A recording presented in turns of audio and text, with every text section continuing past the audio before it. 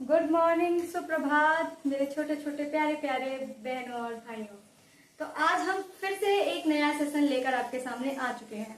जैसे कि आप लोग जानते हैं कि कल मैंने एक प्रीवियस ईयर क्वेश्चन पूरी तरह से खत्म करके दूसरा क्वेश्चन पेपर चालू कर दिया है। तो अब हम लोग उसी वे में हम लगातार कंटिन्यूअसली थोड़े थोड़े क्वेश्चन लेकर चलते जा रहे हैं।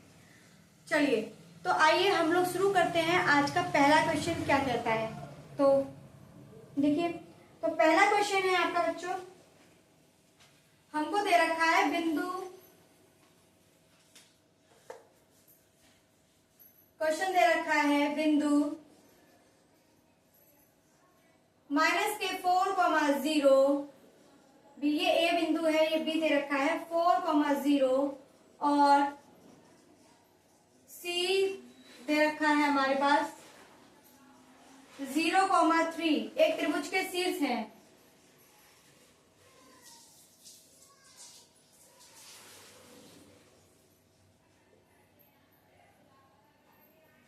एक त्रिभुज के शीर्ष है, वह त्रिभुज होगा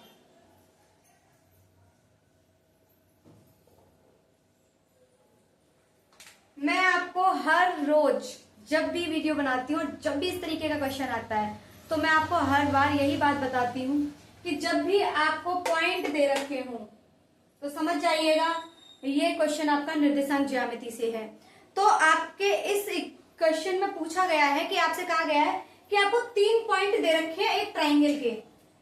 ऐसे करके एक ट्राइंगल दे रखा है ABC और इस ट्राइंगल के आपको पॉइंट दे रखे हैं -4,0, बी दे रखा है 4,0 और ये दे रखा है 0,3। आपसे कहा गया है कि अब हमें ये पता करके बताइए कि ये जो ट्राइंगल है वो कौन सा ट्राइंगल है। समकोण त्रिभुज है, समरूप त्रिभुज है, समकोण है, समबाहु है, समद्विबाहु है। आपको ये पता करके बताना है कि ये जो ट्राइंगल है वो कौन सा ट्राइंगल है।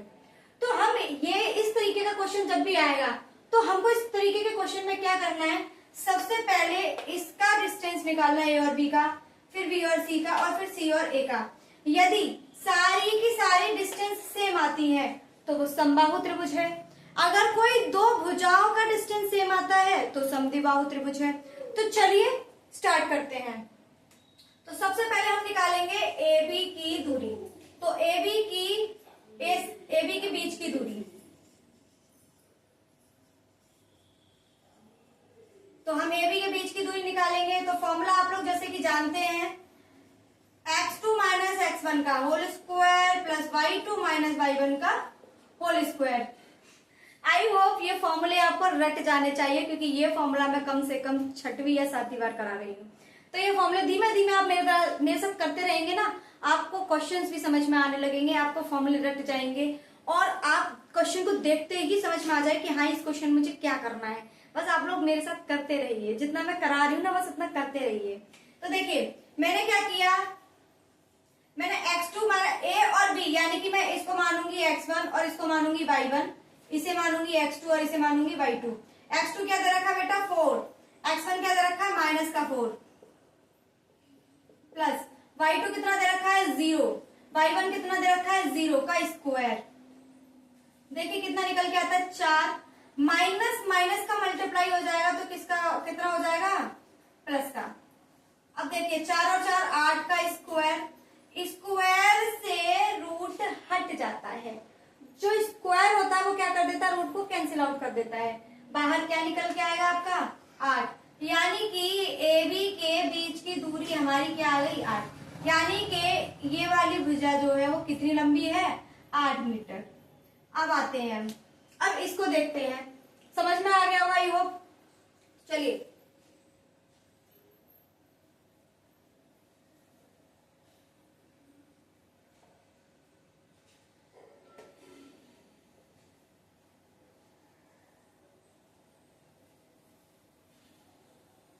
देखिए दूसरा क्वेश्चन क्या कह रहा है। अब हम यहाँ से बी से सी के बीच की दूरी निकालेंगे, तो वही लगाएंगे x2 - x1 का whole square plus y2 - y1 का होल स्क्वायर। अब हम क्या करेंगे, इसको x1 और इसको y1 और 0,3 जो दे रखा है इसको x2 और इसको y2। तो x2 कितना दे रखा है बच्चों 0 और x1 4 का होल स्क्वायर प्लस y2 कितना दे रखा है 3 माइनस y1 0 का होल स्क्वायर। क्या आ जाता बेटा 4 का स्क्वायर 16 प्लस 3 का स्क्वायर 9, 16 और 9 कितना होता है 25, और 25 को मैं लिख सकती हूँ 5 मल्टीप्लाई बाई 5। ब्रैकेट के अंदर जब भी कोई भी वैल्यू पेयर में आ जाती है तो वो अंडर रूट के अंदर कोई भी वैल्यू पेयर बनाती है तो वो अंडर रूट से बाहर आ जाती है।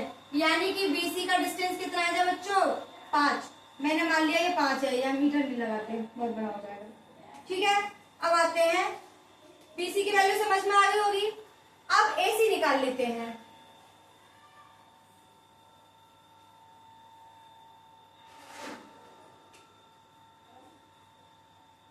एसी के बीच की दूरी क्या होगी बच्चों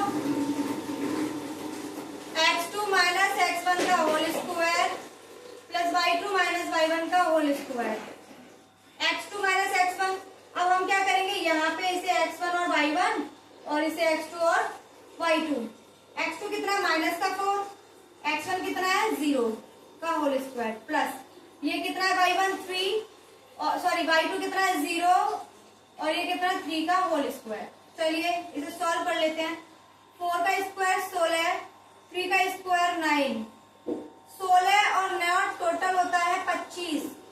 फिर से वैल्यू कितनी निकल के आएगी बच्चों 5। यानी कि एसी का जो डिस्टेंस आ गया वो कितना आ गया 5।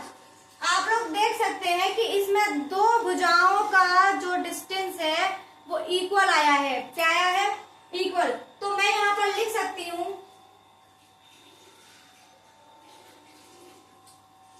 अतः BC बराबर AC बराबर 5। यानी कि इन दोनों का जो डिस्टेंस है वो 5 आया है। तो यह त्रिभुज कैसा होगा त्रिभुज समद्विभाजक होगा। समद्विभाजक ये क्या होगा समद्विबाहु सॉरी त्रिभुज होगा समद्विबाहु। त्रिभुज समद्विबाहु है। आई होप आप लोगों को समझ में आ गया होगा कि हम कैसे निकालेंगे। जब इस तरीके का हमारे पास ट्रायंगल दे रखा होगा तो हमें ये कैसे पता करना है कि जो ट्रायंगल है वो कौन सा ट्रायंगल है। तो ये ट्रायंगल कौन सा है समद्विबाहु त्रिभुज है। क्लियर है बच्चों। अब दूसरा क्वेश्चन लिखते हैं।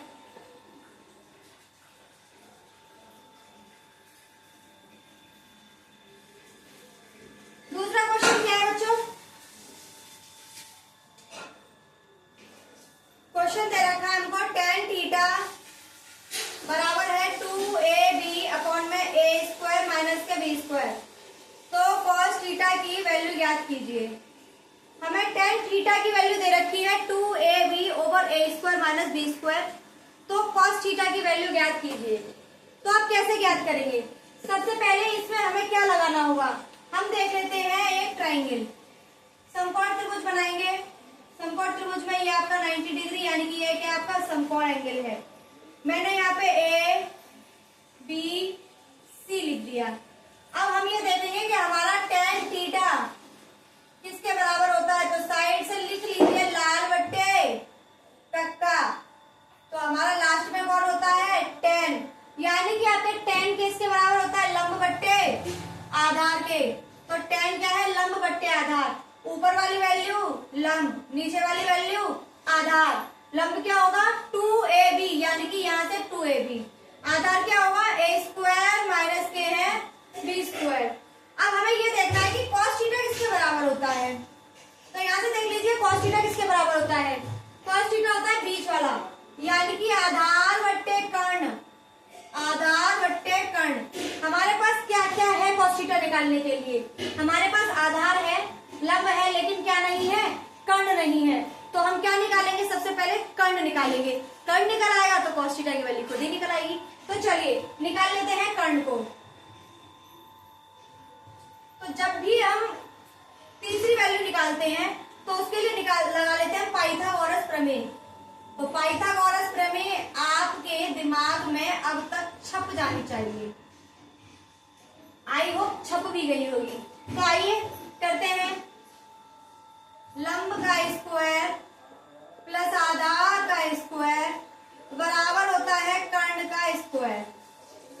लंब कितना दे रखा है बच्चों, 2ab का स्क्वायर। आधार कितना दे रखा है, a square minus b square का होल स्क्वायर। मैंने इसे x मान लिया, ये हो गया आपका x स्क्वायर। अब आइए इसको सोल्व करते हैं। आपको a प्लस बी का होल स्क्वायर पता होना चाहिए, a माइनस बी का होल स्क्वायर पता होना चाहिए, क्योंकि यहाँ पर क्या लग रहा है, a माइनस बी का होल स्क्वायर। अगर आप लोग को नहीं पता है तो मैं आज सारे के सारे फॉर्मूले एक तरफ से लिखवा दूंगी। आप लोग को मिनिमम उतने फॉर्मूले तो आपको याद होने ही चाहिए, तभी आपका भला हो सकता है। तो चलिए आपका भला करवाते हैं। 2 का स्क्वायर 4, a का square square b square plus इसको बोलते हैं a स्क्वायर प्लस का है b स्क्वायर माइनस का है 2 a स्क्वायर b स्क्वायर बराबर हो जाएगा x square. 4a square b square plus a की पावर हो जाएगी 4, b की पावर हो जाएगी 4, a स्क्वायर b स्क्वायर बराबर हो जाएगा x स्क्वायर। याद रखिएगा किसी के ऊपर स्क्वायर लगा और उसके ब्रैकेट के बाद भी स्क्वायर लगाए तो इस ब्रैकेट का मतलब होता है कि इन दोनों में क्या कर दीजिए, गुणा कर दीजिए, इन दोनों में मल्टीप्लाई कर दीजिए, आपका आ जाएगा। तो मैंने वही किया है, यह स्क्वायर के ऊपर स्क्वायर था, a की पावर 4 b की पावर 4। चलिए यहाँ पे इसको ऐसे कैसे लिखते हैं, a की पावर 4 प्लस b की पावर 4। मैंने 4ab स्क्वायर में से माइनस के 2ab स्क्वायर को घटा दिया तो बचेगा a स्क्वायर b स्क्वायर बराबर हो जाएगा x स्क्वायर। देखिए ये क्या बन गया, a square plus b square plus 2ab, a plus b का होल स्क्वायर बनता है। तो लिख दीजिए a square plus b square का होल स्क्वायर बराबर हो जाएगा x स्क्वायर के। यानी कि हमारे पास कर्ण क्या निकल के आ गया बच्चों, हमारे पास कर्ण निकल के आ गया a square plus b square. अब देखिए इसके स्क्वायर से इसको हटा दीजिए, जब इसके स्क्वायर से इसको हटा देंगे तो आपके पास निकल आएगा a square plus b square. क्या मैं x को हटा के यहाँ पे लिख सकती हूँ a square plus b square. चलिए अब हमारे पास लंब है, आधार है और कर्ण है, हमारे पास तीनों वैल्यूज आ चुकी हैं। तो अब हम लोग को क्या निकालना है, cos थीटा की वैल्यू। तो आई होप आप लोग खुद भी निकाल सकते हैं, पर मैं लिखवा देती हूँ।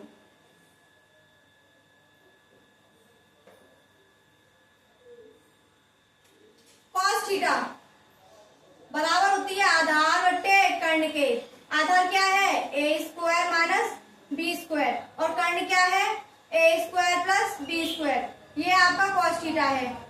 आई होप आप लोगों को ये क्वेश्चन बहुत अच्छे से समझ में आ गया होगा और आप इस सेशन को एंजॉय कर रहे होंगे। चलिए अब करते हैं हम थर्ड क्वेश्चन। बच्चों ऐसा तो नहीं है कि मैं कराते जा रही हूँ और आप लोगों को सेशन पसंद ना आ रहा हो। अगर सेशन पसंद नहीं आ रहा है तो मुझे बताइए कि मैं और क्या करूँ आप लोगों के लिए जो आपको अच्छा लगने लगेगा। आप मुझे बताइए पढ़ाने के तरीका आपको पसंद आ रहा है या नहीं आ रहा। अगर कोई दिक्कत है तो मुझे बता सकते हैं आप लोग। चलिए अब एक और क्वेश्चन दिया गया है बेटा, दिया गया है लासा 132,288 बराबर है 3168 के। तो नासा 132,288 है। देखिए बच्चों हमारे पास वैल्यू दे रखी है कि लासा दे रखा है हमें इन दो वैल्यूज का, ये है तो इन्हीं वैल्यूज का मासा क्या होगा। तो इसके लिए हमारे पास एक फॉर्मूला होता है बेटा, उस फॉर्मूले से सॉल्व करेंगे हम। लासा मल्टीप्लाई बाई मासा बराबर होता है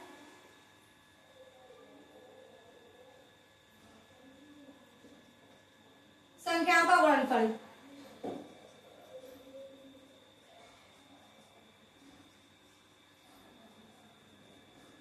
यानी कि आपकी इन दोनों संख्याओं का मल्टीप्लाई बराबर होता है मासा और लासा के। अब हम इसी फॉर्मूले में वैल्यूज को पुट करेंगे और हम लोग मासा की वैल्यू निकालेंगे। तो आइए लासा दे रखा है हमें कितना 3168, हमें मासा निकालना है HCF। संख्याओं का गुणनफल यानी कि ये दोनों संख्या हमें दे रखी है 132 इंटू 288। अब हम सॉल्व करेंगे और HCF की वैल्यू निकालेंगे। चलिए HCF बराबर इसका क्या लगा दूंगी बच्चों, इसके नीचे डिवाइड 3168। चलिए लगाते हैं कैंसिल आउट करती हूँ मैं। 2 एकम 2, 2 पंजे 10, 2 तिया 6 और 2 चौका 8, 2 अट्ठे 16, 2 चौका 8, 2 एकम 2, 2 चौका 8, 2 चौका 8। फिर से काटिए। 2 सत्ते 14, 2 निम 18, 2 दूनी 4, 2 सत्ते 14, 2 दूनी 4, 2 तिया 6, 2 निम 18, 2 छक्के 12, 2 तिया 6, 2 छक्के 12। फिर से काटिए। 3 एकम 3, 3 त्रिका 9, 3 दूनी 6, 3 एकम 3, 3 दूनी 6, 11, 132 से 132 कैंसिल हो गया। यानी कि आपका एचसीएफ की वैल्यू जो आ गई वो कितनी आ गई बच्चों? 12 आ गई। कितनी आ गई? 12। आपकी एचसीएफ की वैल्यू कितनी आ गई? 12। चलिए अब आगे दूसरा क्वेश्चन कराती हूँ।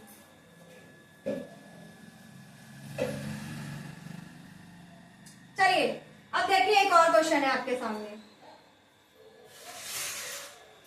क्वेश्चन दे रखा है हमको, एक इक्वेशन दे रखी है द्विघात समीकरण की।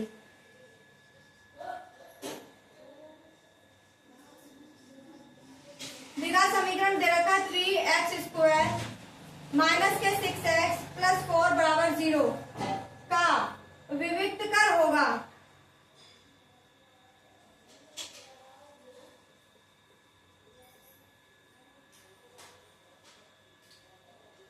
मैंने आप लोगों को ये पहले भी बता रखा है कि जब भी आपको कोई क्वेश्चन गिवन हो तो उसमें आप लोगों को समीकरण देखना है, और जब भी समीकरण आ जाए तो समझ जाइएगा वो द्विघात समीकरण का ही क्वेश्चन है।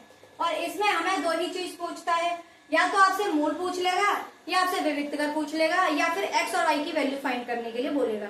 तो हमें इसमें विविक्त कर की वैल्यूज निकालनी है। विविक्त कर यानी कि डी बराबर होता है b² माइनस के 4ac। b की वैल्यू बच्चों मैं आपको पहले भी बता चुकी हूँ 3x² माइनस के 6x प्लस के 4 बराबर 0। इसमें जो a की वैल्यू होती है वो 3, b की वैल्यू जो होती है माइनस के 6 और c की वैल्यू होती है 4। ये a, ये b और ये c होता है आप लोगों का। चलिए इसमें आप लोगों को पता है वैल्यूज पुट करनी है तो वैल्यूज पुट कर दीजिए। b की वैल्यू कितनी दे रखी है बच्चों? 6 माइनस के 6 का स्क्वायर माइनस 4। a की वैल्यू कितनी दे रखी है? 3 और c की वैल्यू कितनी दे रखी है? 4। 6 का स्क्वायर बच्चों 36, 4 का मल्टीप्लाई 4 में कीजिए 48, माइनस कर लीजिए। आपकी d की वैल्यू कितनी आ गई? माइनस के 12। देख लेते हैं 18 का आंसर सही है बच्चों। इसकी वैल्यू आपकी आ रही है माइनस का 12। क्लियर है? समझ में आ गया आप लोगों को? आई होप आप लोग समझ ही रहे होंगे। चलिए इससे आगे वाला क्वेश्चन सॉल्व करते हैं। ऐसा तो नहीं है कि मैं आज आप लोग को थोड़ा जल्दी जल्दी पढ़ा रही हूँ। अगर ऐसा है तो आप लोग मुझे बता दीजिएगा, थोड़ा मैं स्लो कर दूंगी। देखिए क्वेश्चन है आपका, नेक्स्ट क्वेश्चन है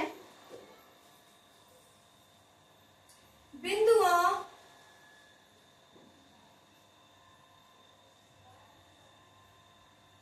ए माइनस के 4,2 तथा बी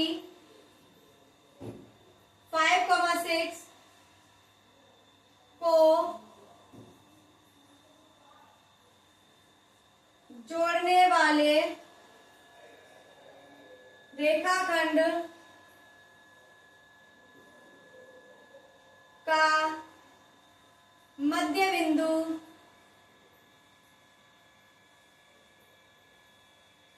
P a/8,4 है। a का मान है। चलिए हमें यहाँ पर क्वेश्चन दे रखा है, पहले आप लोग को मैं 1 मिनट का टाइम देती हूँ, आप लोग इसे खुद से सॉल्व करने की कोशिश करें। मैंने आपको बहुत क्वेश्चन कराए हैं इस वाले चैप्टर से, चलिए देख लीजिए आप लोग एक बार।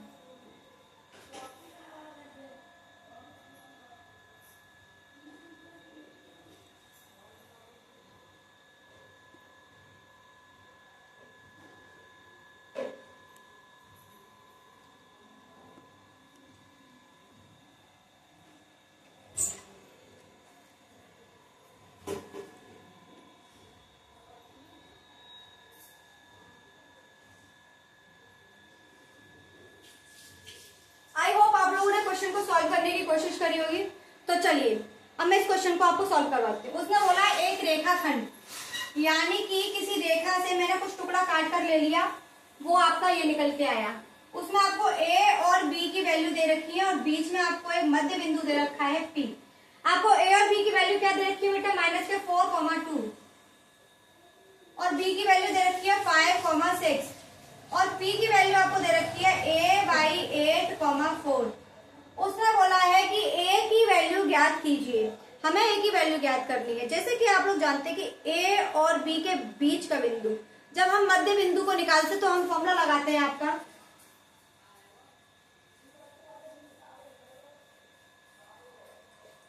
a+b/2, यही फॉर्मूला लगाते हैं मध्य बिंदु के लिए।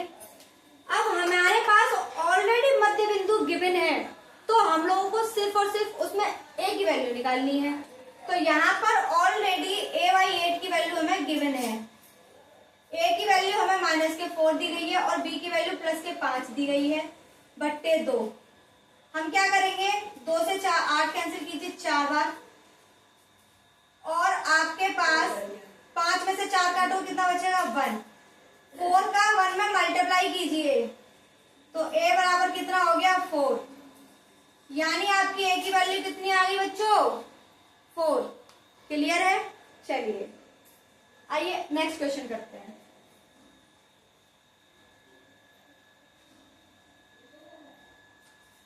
नेक्स्ट क्वेश्चन क्या है आपका,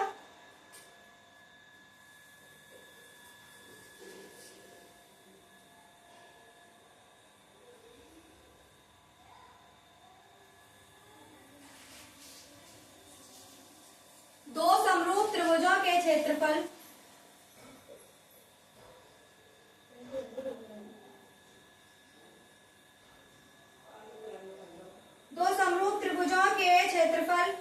क्रमशः 20 सेंटीमीटर स्क्वायर और 45 सेंटीमीटर स्क्वायर है। उनकी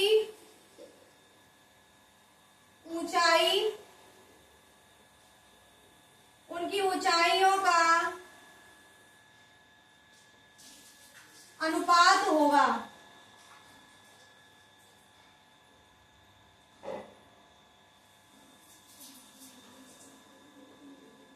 उनकी ऊंचाइयों का अनुपात होगा।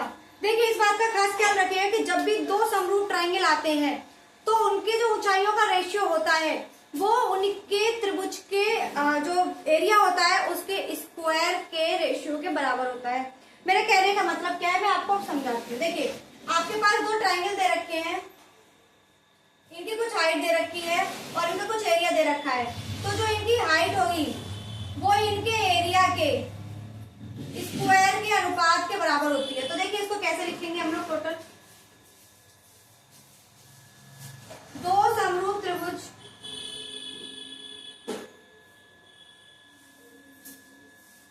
का एरिया उनके हाइट के वर्ग के अनुपात के बराबर होते हैं, बराबर होता है। चलिए तो फॉर्मूला है आपका, मैंने एक का A1 मान लिया एरिया और दूसरे का मान लिया मैंने A2, और मैंने एक की हाइट H1 और दूसरे की हाइट H2 का स्क्वायर। आपका इस तरीके से ये फॉर्मूला बनता है। अब मैं आपसे A1 की जगह कितना लगा दूंगी बच्चों 20, A2 की जगह 45, H1/H2 का होल स्क्वायर। क्या मैं 5 से काट सकती हूँ, 5 4 20 और 5 9 45। तो आपका 4/9 बराबर H1/H2 का होल स्क्वायर। ये क्लियर है, आपको समझ में आ गया होगा। अब देखिए मैं यहाँ कर देती हूँ साइड से। 4 कितने का स्क्वायर होता है बच्चों 2 का, और 9 कितने का स्क्वायर होता है 3 का। इसका स्क्वायर बट्टे बराबर H1/H2 का होल स्क्वायर। क्या मैं स्क्वायर से स्क्वायर को कैंसिल आउट कर दूं, मैंने कैंसिल आउट कर दिया। तो आपका जो H1/H2 आया वो कितना आया 2:3। आई होप आप लोगों को ये क्वेश्चन बहुत अच्छे से समझ में आ गया होगा। तो अब हम यहीं पर इस सेशन को खत्म करते हैं। आई होप आप लोगों को मेरा सेशन पसंद आया होगा, और अगर पसंद आया है तो प्लीज लाइक, शेयर और सब्सक्राइब करें। और अगर कोई चीज ऐसी है जो आपको समझ में नहीं आ रही है, पसंद नहीं आ रही है, या फिर कोई क्वेश्चन ऐसा है जिसका मैंने एक्सप्लेनेशन अच्छे से नहीं किया है, तो आप लोग मुझे कमेंट बॉक्स में कमेंट करके बताइए कि क्या कमियां हैं, मुझे क्या अच्छे से और करना है। मैं नया नया शुरू किया है तो आप लोग समझ सकते हैं कि ये मेरी स्टार्टिंग है, लेकिन आप लोग सपोर्ट करते रहेंगे तो आई होप मैं इससे और अच्छा करने की कोशिश करूंगी।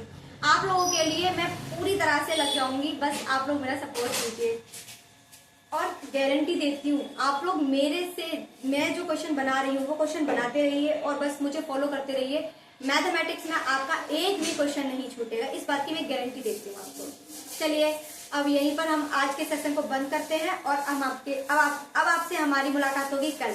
Thank you so much, bye bye.